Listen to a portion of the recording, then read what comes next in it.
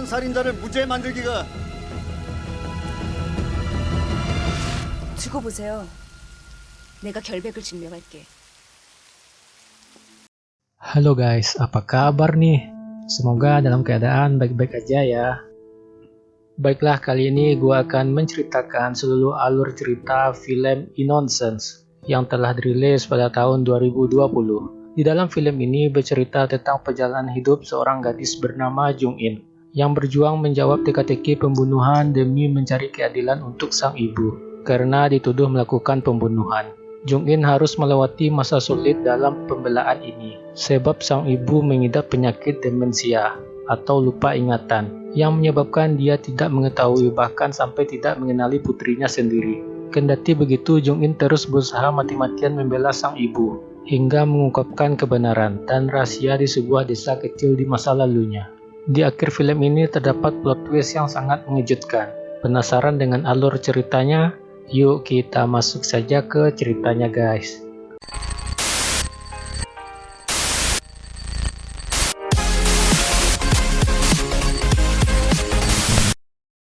Film dimulai dengan menampilkan seorang wali kota Daecheon bernama Choi yang hendak melayat temannya yang baru saja meninggal yang bernama Taesu. Saat berbincang dengan teman-temannya, ia disuguhi arak yang disediakan di sana. Setelah minum arak tersebut, ia beserta 5 orang temannya yang lain tiba-tiba keracunan. Bahkan 3 orang di antaranya meninggal dunia. Scene beralih menceritakan seorang pengacara handal bernama Jung In. Ia melihat berita di TV bahwa ibunya bernama Hwaja, yaitu istri dari Taesu yang baru saja meninggal tersebut, ditangkap dan dijadikan tersangka atas kasus pembunuhan tersebut. Jung In ini telah berpisah dari keluarganya selama 10 tahun. Ia memutuskan untuk kabur karena kecewa tidak mendapatkan dukungan untuk melanjutkan kuliahnya, dengan alasan tidak adanya biaya. Bahkan pada saat ayahnya meninggal pun ia tidak hadir di pemakamannya. Setelah mencari info, akhirnya ia mengunjungi ibunya yang sedang ditahan. Sementara penyelidikan masih terus berlangsung. Ternyata sang ibu mengidap penyakit yang bernama demensia, sehingga ingatannya sudah tidak bagus lagi. Bahkan ia sudah tidak mengenali Jung In, anaknya. Jung In menghadiri sidang pertama atas kasus ibunya ini, dan terlihat banyak saksi yang memojokkan ibunya. Bahkan pengacaranya pun tidak membantu sama sekali. Akhirnya si pengacara tadi ribut dengan Jung In, dan dia memutuskan untuk tidak mau lagi menjadi pengacara ibunya. Maka dari itu Jung In memutuskan untuk menjadi pengacara dari kasus yang menimpa ibunya ini, karena dia yakin ibunya tidak bersalah dan ia merasa ada suatu hal yang aneh di balik kasus ini. Besoknya Jung In pun mulai menyelidiki latar belakang kasus yang terjadi. Pertama, ia datang ke toko pamannya yang menjual pestisida di kota itu untuk menanyakan apa yang sebenarnya terjadi. Setelah itu ia meminta tolong kepada temannya yang bekerja di kepolisian untuk membantu dan menelusuri apa yang terjadi.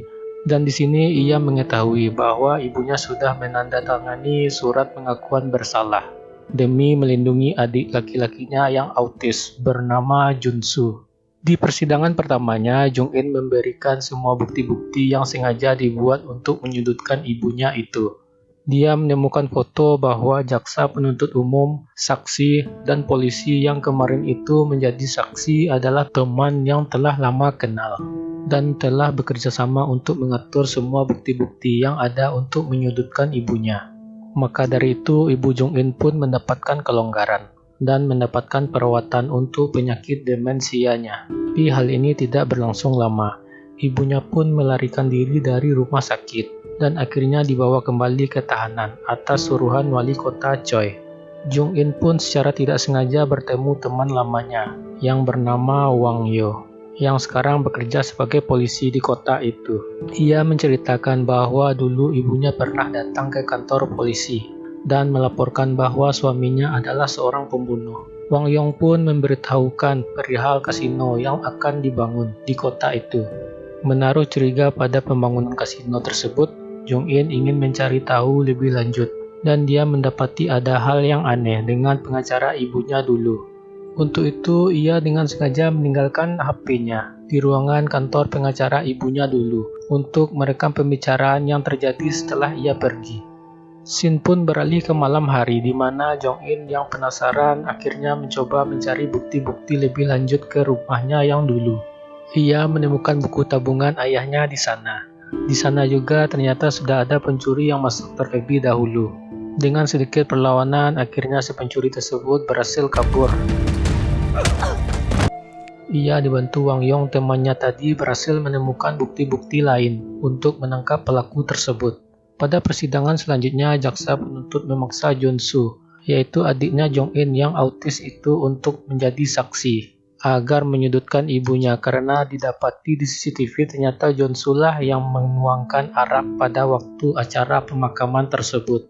Bukti ini dipakai jaksa untuk menekan Junsu sehingga memaksa ibunya untuk mengakui bahwa dialah pembunuhnya. Akibatnya ibunya mendadak pingsan dan dilarikan ke rumah sakit. Sedangkan Jungsu ditahan secara paksa oleh si jaksa untuk memaksa Jong-in menyerah di dalam kasus ini.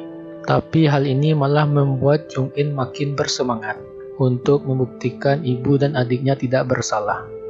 Balik ke pencuri yang pernah masuk ke rumah ibunya waktu itu, akhirnya tertangkap dan ditahan di kantor polisi. Tapi tiba-tiba si jaksa yang ternyata adalah teman wali kota Choi langsung membawanya pergi dan membawanya kabur ke luar kota agar motif aslinya tidak ketahuan. Jong-in pun mengikuti orang yang membawa kabur si pencuri ini dan mendapati bahwa dia adalah Jang, anak dari salah satu korban keracunan kemarin. Dan di dalam mobilnya dia menemukan peta kepemilikan tanah yang dipakai untuk kasino sekarang. Kini ia mencoba untuk mencari bukti lebih lanjut dari peta yang baru saja ia temukan. Lalu Jong-in kembali ke rumahnya dan dengan tidak sengaja ia menemukan potongan-potongan foto pernikahan ibunya di masa lalu. Dan sebuah handphone rusak yang ia coba langsung servis ke toko handphone, tapi anehnya di foto pernikahan ini menyebutkan nama pengantin laki-laki yang berbeda dengan nama ayahnya.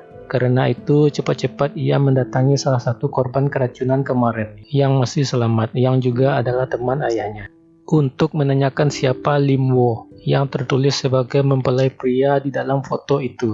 Akhirnya dia cerita bahwa dulu Lim Wo ini adalah anak dari bos tambang di mana mereka semua telah lama bekerja.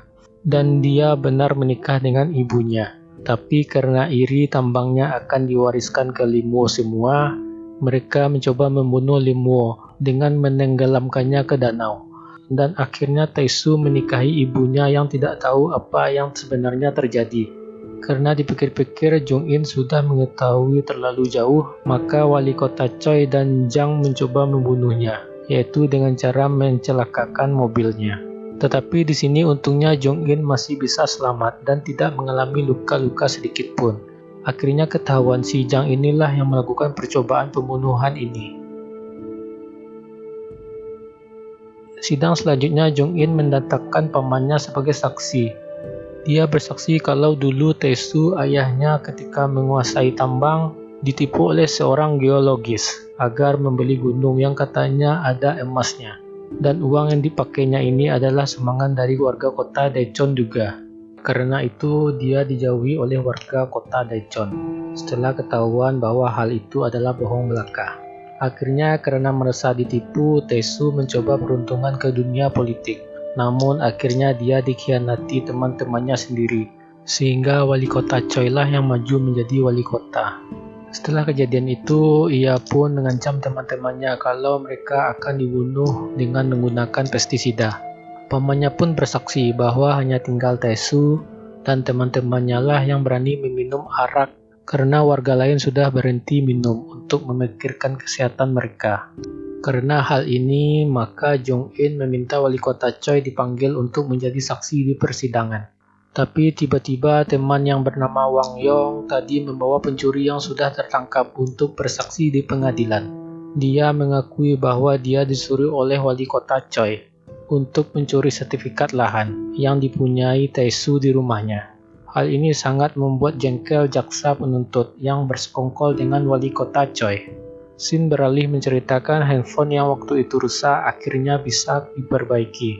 Dan di dalam video yang ada di dalam handphone itu ketahuan bahwa ayahnya Tae-soo makin parah kondisi sakitnya dan akhirnya meninggal karena perbuatan istrinya yaitu Hwaja yang meracuni makanannya, karena ia akhirnya mengetahui bahwa Tae-soo dan teman-temannya lah yang membunuh suami pertamanya itu yang bernama Lim Wo tadi.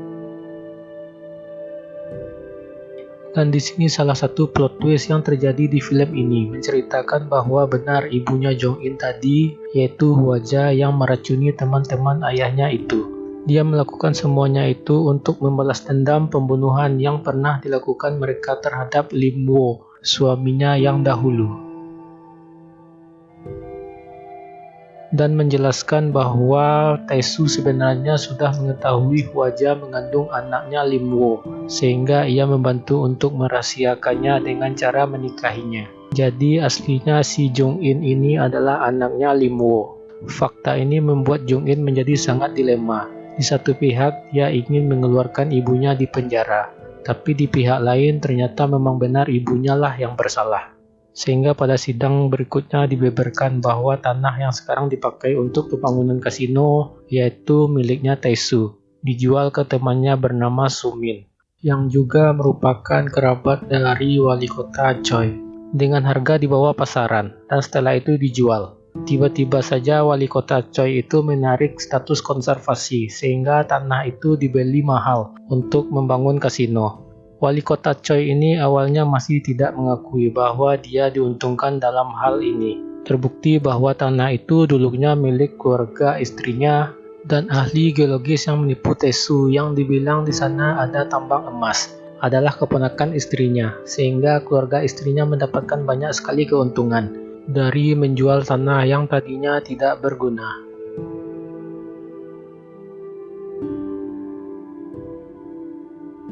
Jong-in akhirnya mengutarakan hal yang sulit dipercaya dan mengatakan bahwa pembunuh sebenarnya yang meracuni mereka semua adalah Tae-soo, ayahnya itu, yang sudah meninggal, dengan alasan bahwa ayahnya marah karena mengetahui dulu dia telah ditipu oleh wali kota Choi mengenai tanah tambang itu, sehingga dia menjadi stres dan terkena kanker hati. Dan sebelum meninggal ia menaruh pestisida di arak di rumahnya, karena dia tahu bahwa hanya teman-temannya lah yang akan meminum arak tersebut. Selanjutnya Jong-in menyuruh adiknya Jong-soo untuk bersaksi agar memberatkan ayahnya. Dan ia pun mengatakan bahwa ia disuruh ayahnya untuk memberikan arak itu kepada wali kota Choi sesudah ia meninggal. Ditambah lagi keadaan demensia yang dialami ibunya sudah sangat parah. Jadi hakim akhirnya mengambil keputusan bahwa ibunya tidak bersalah, karena dinilai fakta-fakta yang ada tidak secara langsung mengarah kepadanya, dan kelanjutan mengenai Tae-soo akan disidangkan selanjutnya. Jadi pada akhirnya ibunya dibebaskan, dan Jong-in akhirnya kembali bersama ibu dan adiknya itu. Dan film pun selesai. Film ini sangat menarik untuk diikuti karena banyak sekali twist-twist yang sebelumnya tidak pernah kita bayangkan, serta permainan emosi yang disajikan di sini. Seperti di mana ibunya tadi dipikir tidak akan melakukan kejahatan itu, tapi kenyataannya dialah pelakunya. Dan perasaan Jong-in di satu pihak ingin menyelamatkan ibunya, tapi di pihak lain dia memiliki beban untuk mengungkapkan apa yang sebenarnya terjadi di masa lalu ayahnya itu, karena profesinya sebagai seorang pakar hukum. Oke, segitu dulu alur cerita film kali ini. Kalau kalian ada merequest film atau mau mereview sebuah film, komen aja di bawah guys. Jika ada yang salah atau yang kurang, gua mohon maaf. Oke, see you next video guys.